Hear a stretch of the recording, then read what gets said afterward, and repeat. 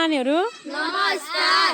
हामीले स्थानीय पाठ्यपुस्तक अन्तर्गत चाहिँ अन्धविश्वास भन्ने पाठ पढिसकेका छौँ र तपाईँहरूले पनि के कति बुझ्नुभयो भनेर यो अन्धविश्वासको बारेमा म तपाईँलाई केही प्रश्न गर्नुहुन्छ। ल सबैभन्दा पहिला एन्जलले भन्नुहुन्छ अन्धविश्वास भनेको के हो? कुनै कुराको सत्य वा वैज्ञानिक आधार नहेरी आँखा चिम्लेर विश्वास गर्नुलाई अन्धविश्वास भनिन्छ।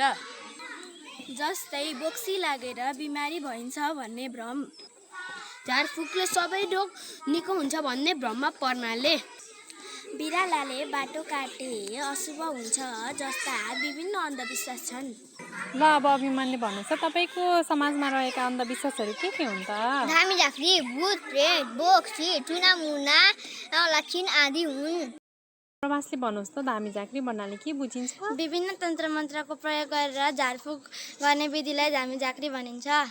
अब सुजाताले भन्नुहोस् त धामी झाँक्रीका कारण समाजमा पर्ने नकारात्मक असरहरू के हुन् त? अकालमै मृत्यु हुन्छ, पैसा खर्च हुन्छ, बिरामीलाई मानसिक तनाव हुन्छ, भ्रम र डर फैलिन्छ, स्वास्थ्य संस्थाप्रति विश्वास कम हुन्छ। म फेरि एन्जललाई नै प्रश्न गर्दैछु, समाजबाट अन्धविश्वास हटाउने उपायहरू के हुन् त? जनचेतनामूलक कार्यक्रम सञ्चालन गर्ने, विद्यालयमा अन्धविश्वासबारे पठन पाठनको व्यवस्थापन गर्ने, समाजबाट गरिबी हटाउने, स्वास्थ्य शिक्षा कार्यक्रम सञ्चालन गर्ने। निष्कर्षमा भन्नुपर्दा शिक्षा चेतना र वैज्ञानिक सोचको विकासबाट अन्धविश्वास हटाउन सकिन्छ।